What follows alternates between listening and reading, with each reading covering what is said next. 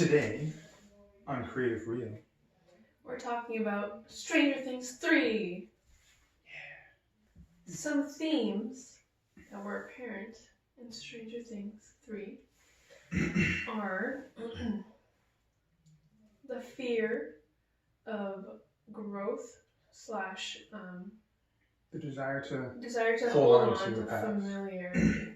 Yeah. And familiarity, yeah. And then 2 is the lack of communication and kind of like struggle. A need for communication. Yeah, struggle and need to communicate. Yeah. And then growth. Personal growth. Yeah, personal growth. Yeah. And which is kind of tied into identity as well. Yeah, tied into identity. And having to make mistakes to find that growth. Mm-hmm. Yeah. Yeah. Meeting or finding your limits, finding what really defines you too. In Stranger Things Season 3, Hawkins is once again besieged by some nefarious force. Again, the Mind Flayers playing a big role, and we also have Russians involved. So there's a conflict on two fronts. Call me bastards. Yeah. Except for Alexei. Yeah, Alexei's cool. Rest in peace. Yeah. Poor Alexei. Anyway, on a more personal level, the kids like Mike, Dustin, Lucas, Will, 11, Max, even Nancy, Jonathan, and Steve. I think everyone's forgot Steve's name. They're all kind of like pushed apart, or they're pulled apart, both sometimes. And they're all dealing with their own issues, like their own personal things. And then the the threat that arises is Russia's trying to open up the gate again and succeeding. And the Mind Flayer is trying to build something. If that is the case, and this is just a small portion of the Mind Flayer, that is scary. Yeah, no. Because that's one of the reasons I like that this is the second time we're dealing with Mind Flayers. Now we're just dealing like... That was just a portion. And then that means like if the gate opens again, he's going to have his full potential.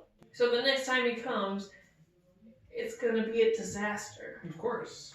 I thought that was kind of implied throughout the whole series, the whole season. I was like, if just like a portion of him is causing this much trouble and able to control like 30 or more people, excuse me, yeah, it's bad. Especially when you consider, like the thing I thought was interesting, the size that its weapon becomes. It's like roughly 30 feet, right? And it's made from roughly 30 people, right? And if you think about the scale of that one, right, it was big. 30 feet's pretty big. But if you think back to the scale of the creature that Will sees in the Upside Down when he's like flashing back and forth between them, it's like hundreds of feet tall. It's like huge, massive. So like, I don't even know. It's a very strong theme throughout the series, or throughout the season rather. There was a lot of reference to things that had happened in the past, a lot of flashbacks, a lot of the characters were stuck trying to recover something from the past, or they were holding on to a part of them that they felt defined them, but it was something that came from before. Yeah. Hopper's kind of an interesting character in that he like straight out says, you have to move on to Joyce. Right? Yeah. Multiple times. Like he explains that we have to move forward. And even I feel like in the first few episodes that was kind of like his impression of things. But that all changed when he had the talk with Mike in 11, or more with Mike specifically. Yeah. And then he was more stuck trying to take, or I don't know, like he's kind of like trying to regain something he lost, I think, in like security, because he's already begun to reestablish that kind of connection with 11 that he had with his daughter before she died, right? So maybe he was looking for that in Joyce as well. and that was where the conflict was coming up, because before he was telling her like she needs to move on, you know, there's stuff happening, but really from his perspective, the stuff that's happening is him, you know, and developing that relationship between the two of them makes him kind of like problematic in the eyes of like just like a person, you know, but it makes him a complex character because he keeps saying things and saying like, Joyce, like there's nothing wrong, you know, I got things covered, I'm looking out for you guys. Like that's one way, and then another way is him trying to date Joyce, telling her, I'm not actually like interested in you, like as a romantic partner. This isn't a date, but then he's acting completely the opposite, and he gets like insulted whenever she turns him down. You know, so it's like there's that clear conflict in him. I think that ties in with the communication thing too. Yeah, and then it ties in with the communication because with Joyce, she literally like in the beginning of the season tells him like communication, like all you have to do is to talk to them and set some boundaries, but like be relaxed, be open and accepting, don't get mad and just like let your feelings take over, you know? And like that was literally like set at the beginning, but then like the whole problem like happened because he ignored her advice and just like did what he's used to doing, which doesn't allow him to grow, but allows him to make the mistakes in order to grow. Yeah, it was just kind of like you're right. He's a very complex character, and especially in the way he was handled as a part of the story. You know, like how his character ultimately went through those stages. You know, because I do think he was trying to recapture the past. You know, more so in the feelings that he had with the past. Yeah. Because like throughout the season, he was constantly saying things like, I blocked off those things. I tried to forget those feelings. I tried to run away from those things, but you can't. And like he's accepting the fact that whatever you're feeling is not something you can get away from, but yet he's actively working to try to regain that without really establishing new feelings or understanding the feelings he has currently. Yeah. It's almost like he's confusing his current feelings with his past feelings. Yeah. In a lot of ways. Yeah. Which is a very interesting way to show a character's what's the word I'm looking for? Inner turmoil. Yeah. Yeah. The inner conflict of the character. Yeah. Rather than having something as obvious as like Billy's inner conflict, which also very good for completely different reasons. Growing and like making mistakes in order to grow, kind of, you know, because that was seen in Mike and Steve and 11, like many of the characters. So Mike, in the fact that his feelings for 11 make him kind of want to decide for 11 and not treating her as her own person, but as something someone he cares about, to the point where he kind of like ignores her autonomy. And that's clearly stated by Max when 11 is trying to spy on was she trying to spy on? I think Billy. Yeah, she's trying to find Billy. Yeah, trying to find Billy, and Mike is worried, and he's like, "Are you sure you don't have to do this? Like, you don't have to like exhaust yourself using your powers trying to like save everyone." And Max is like, "Relax. Like, she can do whatever she wants to do. She knows her own boundaries." Which is, I think that was like a really interesting, because I don't necessarily think she knows her boundaries. No. She's trying to figure that out, and we see that in the season. When she exhausts herself to the point where she can no longer use her powers. But I found that whole scene in Hopper and 11's cabin, when 11's looking for Billy, it's a very interesting junction for those themes in 11 and Mike. Because like you were saying, 11 was not so much like aware of her limitations. You know, she was kind of pushing herself to her limits, trying to find like what is she capable of? Mm-hmm. Because like we saw a little bit of that in season 2 when she went off and hung out with that gang in the nearby city. I can't remember which city it was, like probably Indianapolis or something. Mm-hmm. Where the other girl that was with her in the facility, she was like, "You don't know what you're capable of. You have to push yourself. You have to find like what you can do," and that led to Eleven being able to close the gate, right? And so I definitely felt like what you're saying is true. Like she was pushing herself to the limit to try to find her limits, right? The interesting part of the scene is that what Mike said in response to what Max was saying regarding Eleven's understanding of her own limitations, he basically said, "You're all treating her like a machine." Yeah. Because everyone has this perception of her as being this powerful character who can basically do whatever. Yeah. You know, there's like for her there is no limitation in the minds of all these people. Yeah. And Mike's the only one who recognizes she's a person like anyone else. Mm-hmm. Yeah, she can do incredible things, but if you run all day, you're gonna get tired. You know, and you're gonna hurt yourself, and she could hurt herself. Yeah. You know, and he's the only one who actually like made that clear that he understood that. Yeah, and like through like the story wise, like she parallels the machine of the Russians. True. The machine being able to open the gate, and then her wanting to close it. One of the major, at least I thought it was a big like obvious theme throughout this season was the need for communication and for like establishing communication, both literally like people talking to each other, but even more so in like communicating problems and communicating information. Even because like for the first like 6 episodes or so, most of the characters are disparate, and they each have bits of information that could put together the whole picture, which is good for us as the audience, is we're like, oh, we know what's happening, but they don't know what's happening because they only have so much of the information. Yeah. And it was really well exemplified with Dustin and his need to have constant communication about what they're witnessing, what they're figuring out, and stuff like that. I think that was because you see it in other places too, not just in like literal sharing of information, but even the ability to communicate, like with Murray talking to Alexei to get information, but also serving as a kind of like a bridge between Joyce and Hopper.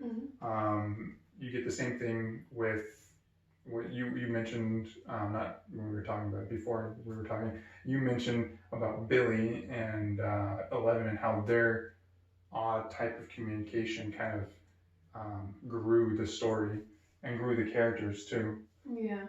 You're talking about the visual storytelling? Yeah. Of going into Billy's memories in his past. Yeah. I thought that was a really cool way of communicating information and also having two characters speak to each other without actually speaking to each other. Yeah. It was a really good show not tell moment. Big one. Yeah. And I like the fact that she had to go through that part of his psyche in order to get to like the source. Yep. Yeah. That was just like another layer. Clever storytelling and writing. Yeah. And I don't want to talk about Steve, but his character was pretty. Yeah, he did a lot of growing. He just develops like more and more. And I really enjoy it. I just like my heart grows for Steve every season. That's true. Yeah, because and it's so weird because his development is very subtle. A very subtle development. And he's actually mature. It's just like there's just something that like clouds his judgment, but like underneath it, it's like he knows. Exactly. You know? Yeah. So Billy was great. He's back. He is back. Like, okay, I want to start off our little discussion about Billy with. I remember in season 2 when he was introduced. I think Max said basically to one of the other characters. I was like, oh, who's that? And she was like, that's my pain in the ass, or like that's my annoying stepbrother, who's angry at the world because his dad is with my mom now, you know. And then that's all we got about him. But that's all the character development or the character history or backstory we got about him. That he just like he was presented as kind of like an asshole, a jerk, like an antagonist in a literal sense. He was one of the antagonists of season 2. He's still an antagonist in season 3. but there's a lot more nuance to his character in season 3. Yeah. And that little bit of character description that we got about him being mad because his dad's with her mom now, it really becomes like a core concept of what defines him as a person. And we get to see really like the impact of that, of his life, kind of like how he's become what he is because of these things that have happened to him. Yeah. And like through a story perspective, it's like they had to develop him further in order for us to care that he was basically possessed. Yep. You know?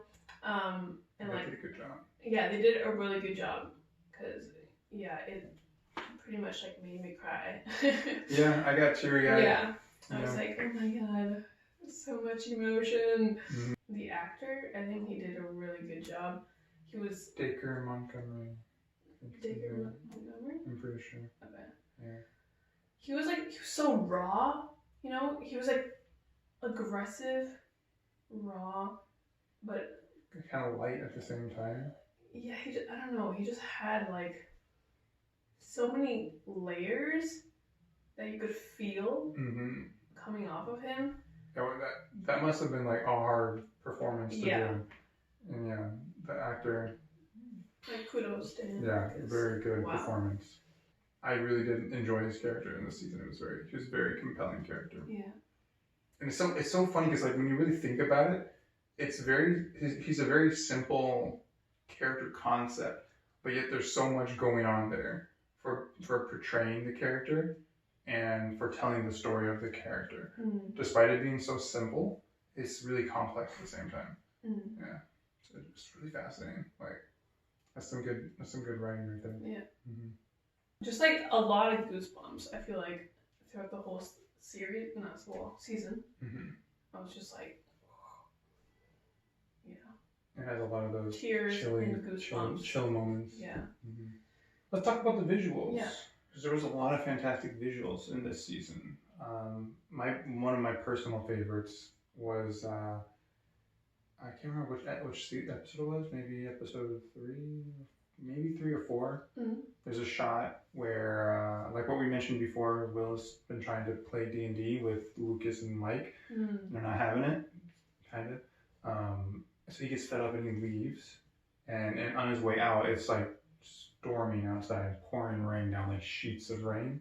And Will and Mike are in Mike's garage, and there's a car out in the driveway. And just the silhouette of the car against the white of the rain, and this like bluish filter, and then Mike and Will are silhouetted in the foreground as well. It's such a, I don't know, it was a very striking image for me, and I really liked it. Yeah. Yeah, that whole scene was very like, whoa. Yeah. Very visually stunning. I enjoyed a couple scenes as well. So the first one will probably be, as you mentioned, it's the Dutch style. Yes. When the camera's like tilted on an angle. You gotta know your technical term. Yeah. So it's when Nancy and Jonathan get scolded by Tom, their boss, and basically like get fired for further investigating Mr. Skoll's story with the rats.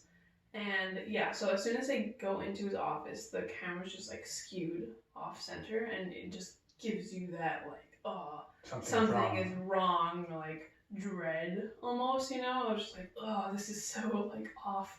It was really good, really good.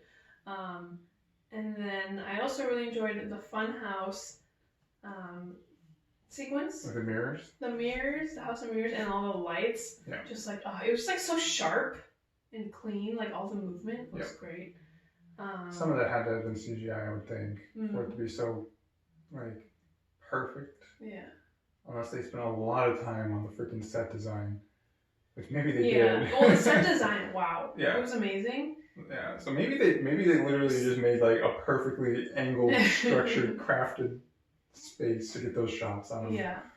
Yeah. It felt like so real. Like you were just dropped in the 80s. Like it didn't feel like it was a story with 80s elements or like they were trying to pull it off. It was like literally it felt so tangible. Yeah. So the set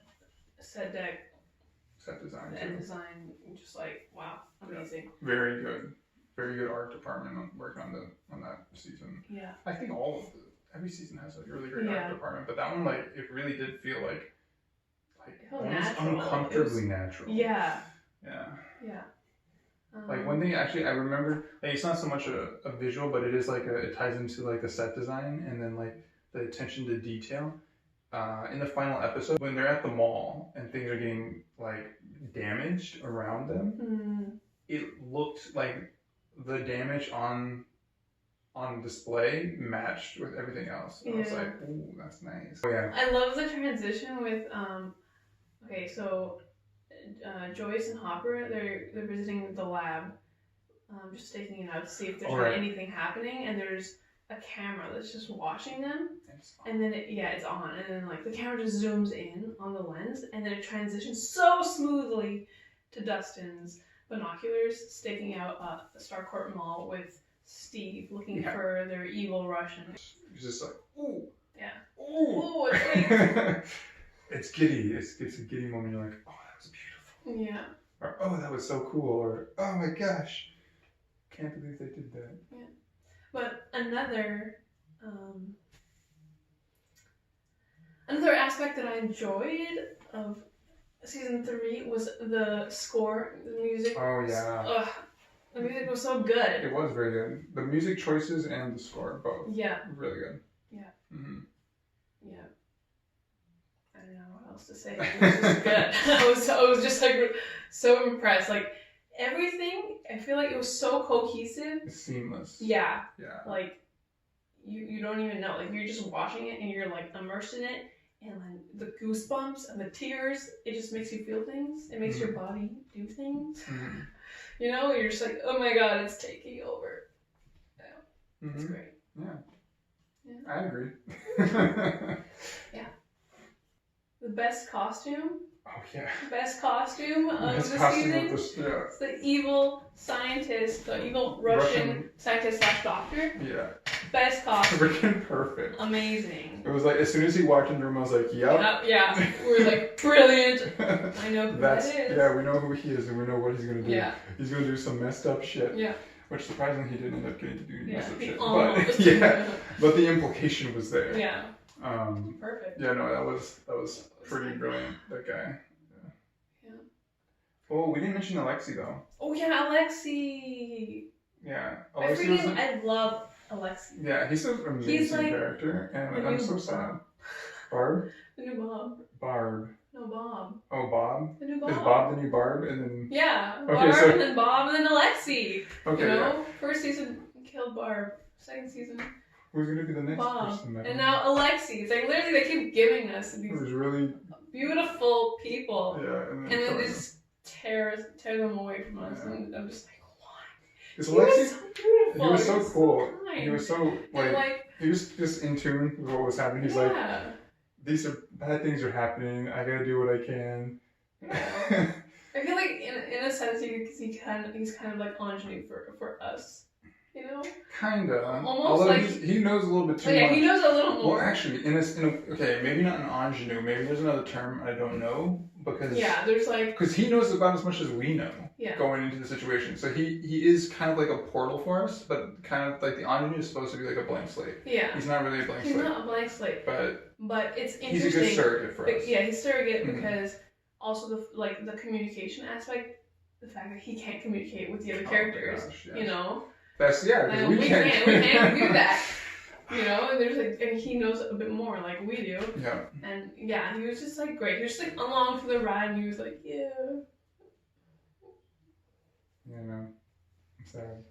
I'm also sad. I'm not showing it, but I'm pretty sad. Yeah. I was like, bring Alexei back. He got shot in the freaking chest. It's like literally as soon as that scene, he's walking to Murray, and then I know, and he's so happy, and he has Woody the Woodpecker, and I'm like, and a Russian dude comes out, I'm like, God damn it, ruin I knew moment. I knew immediately. I knew it was like, yeah. Yeah. Yeah, that was that. Mm-hmm. But yeah, overall, freaking amazing. Yeah, it was very good. Yeah. The story of Stranger Things, like of the character, like not just the character development, but the story as a whole is expanding, like in a really cool way. Like before, it was just Hawkins. Yeah. And now it's like Hawkins to Russia, and now who knows? Yeah. Next season, I don't know. Yeah, because could be Canada.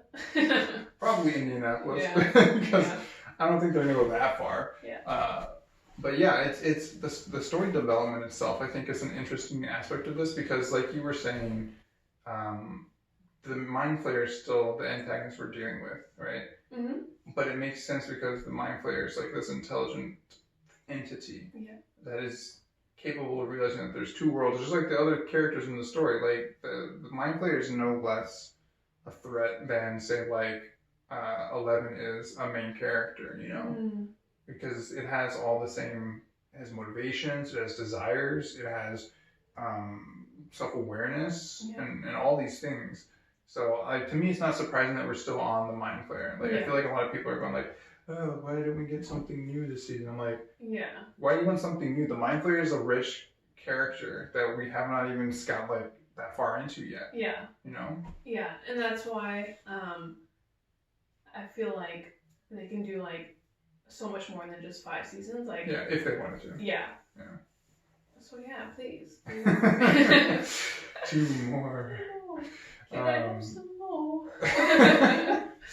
So now that Hopper's no longer in the picture, Joyce basically decides to adopt her, and they're all moving together, which acts as a stronger force for them, the whole team, to want to be closer together, which we're going to follow that journey. Yeah. And also, we were going to, you pointed out, or I think we both kind of pieced it together, that Will and 11 share similar trauma. Yeah. In that they both were in the Upside Down, they both dealt with entities trying to control them. Will with like a foreign entity from another world, Elle with the government, and then like specifically Papa trying to control her. Yeah. And then even with other people who see that she's a powerful person, and they're like, you have to manipulate her and take control and stuff like that. Exactly. Yeah. Which opens up for the next season, I think, investigation into that kind of trauma. Into the trauma. And that actually brings it back to that theory I wanted to talk about earlier, because they both kind of serve as portals between the two worlds, because they've both been in and out of the world. A couple other characters have done that too. Well, Hopper's no longer in the picture, so he doesn't really count. So right now it's them two and then Nancy are the only ones who've been into the Upside Down and then come back. Joyce did it too, I think, because she went with Hopper, right? But both of them were in there for like an extended period of time, you know, and both of them had something to do with the gate opening and closing. Yeah. And my thought was maybe the reason 11 can't seem to manifest her powers anymore is because the gate in Hawkins has been closed completely with the explosion of the device. Yeah. But my thought on the matter is, since my other theory is that there's a gate open in Russia, right, and that there's a tunnel connecting the 2 gates, that she'll regain her powers when they reopen the gate in Hawkins, right? And that there may even be someone like her in Russia right now who has powers. Could be. That's my thought. Yeah. I even thought for a long time I thought maybe Will would manifest something.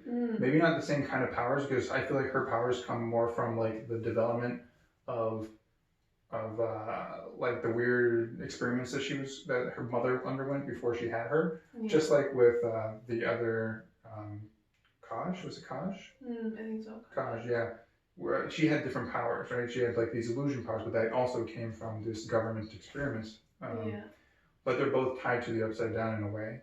Or at least 11's is tied to the Upside Down because she was able to open up this rift. So my thought is maybe Will, because of his connection with the Mind Flayer and having spent time in the Upside Down, he may develop something, but not something in the same way. Maybe not something that's necessarily like a powerful thing, but something that might actually be detrimental. And something that could actually cause more harm than good.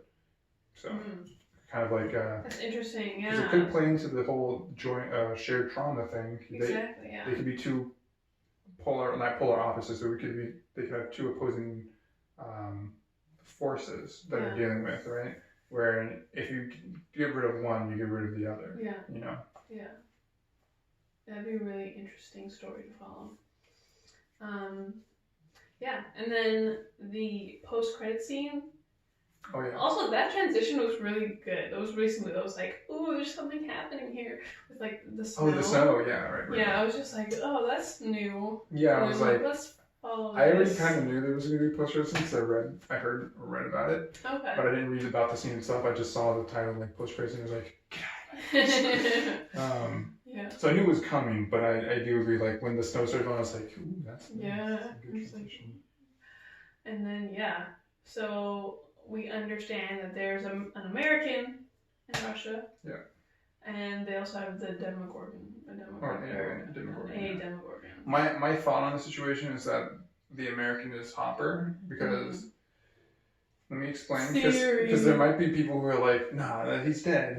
We saw him get fucking exploded in the end. Yeah. Obliterated. He was obliterated.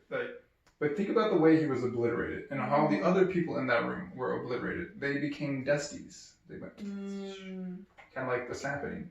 But the only other instance of that happening, of people dying in that fashion or disappearing in that fashion, was 11 in season 1. Yeah. Where when she ripped apart the Demogorgon, she also became little dusties. Yeah. And everyone was like, she's dead. 11's gone. And then season 2 comes around, and lo and behold, she's been in the upside down, and she managed to find her way back to, the material world, right? Yeah. So my thought is something similar happened in that room. Mm. Not only Hopper, but all the other Russians that were in that room got sucked into the upside down when the gate was closed. Yeah. Right? Which ties in again to this idea of in Russia, where they were also trying to open up a gate. Mm. I think they actually succeeded in opening something there. At least maybe they created a new gate or another door or something. And they've created some sort of passage from Hawkins to Russia through the Upside Down. And those prisoners are the people who got sucked into the Upside Down when they blew up the key. Yeah. That's a great theory. Yeah. It's okay. We'll see if other people have similar thoughts. Yeah, no, that's really good. Yeah. Makes total sense. In a certain way. Yeah. Overall, awesome season. Yeah. Is there anything you didn't like about it? Like anything that kind of like, that felt not as good as everything else?